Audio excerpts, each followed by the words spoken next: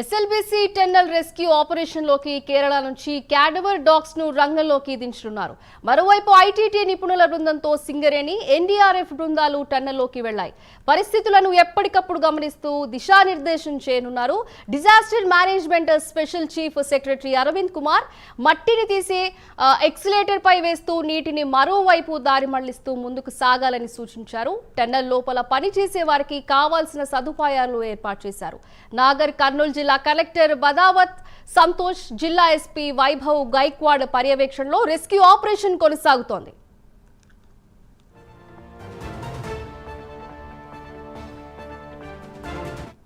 దీని గురించి మరింత సమాచారం మా ప్రతినిధి హరిశంకర్ అందిస్తారు. హరిశంకర్, చెప్పండి.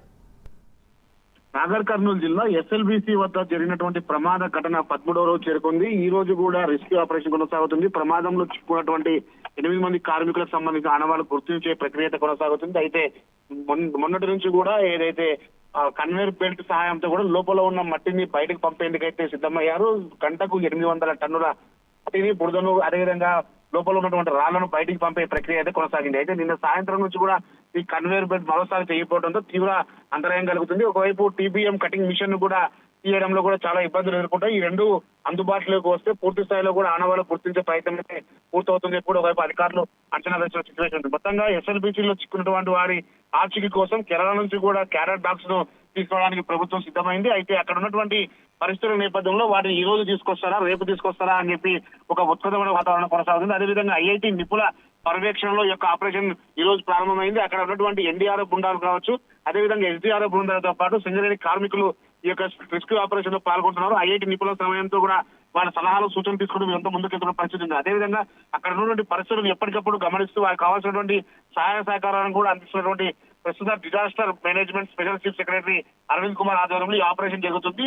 అయితే దీనికి సంబంధించి నాగర్ కర్నూలు జిల్లా కలెక్టర్ బదావత్ సంతోష్ తో పాటు జిల్లా ఎస్పీ గైక్వాడ్ కూడా ఈ యొక్క ఆపరేషన్ లో కీలకంగా మారినటువంటి గత 13 రోజులుగా వీళ్ళంతా సంఘటనా స్థలంలోనే ఉండుకొని అక్కడ ఉన్నటువంటి సహాయక చర్యలు పాల్గొంటున్నారు. ఎప్పటికప్పుడు సమీక్ష సమావేశాలు నిర్వహిస్తూ కూడా అధికారులకు, రిస్కో సిబ్బందికి కూడా సలహాలు, సూచనలు అందించే ప్రక్రియ కొనసాగుతుంది. అదేవిధంగా ఈ యొక్క ఆపరేషన్ సంబంధించిన కీలకమైన అప్డేట్స్ అయినటువంటి లోపల ఉన్నటువంటి మట్టిని బయటికి పంపించే కన్వేర్ బెల్ట్ తెగిపోవడంతో ప్రస్తుతం అక్కడ ఉన్నటువంటి మట్టి మొత్తాన్ని కూడా ఒక లోకో ట్రైన్ లో తీసుకొచ్చి బయటకు పంపుతున్నారు. అదేవిధంగా లోపల ఉన్నటువంటి వాటర్ ని కూడా పంపుల ద్వారా మరోవైపు పంపించే ప్రయత్నం అయితే తీసుకొని దాదాపు 7.5 HP మోటార్లతో కూడా లోపల ఉన్నటువంటి ఊట నీరుని ఎప్పటికప్పుడు బయటికి పంపే ప్రక్రియ కొనసాగుతుంది.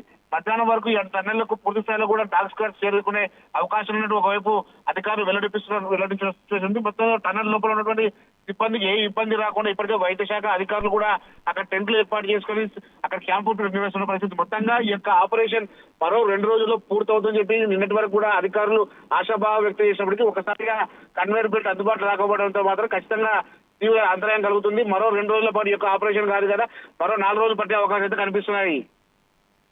Thank you Harishankar.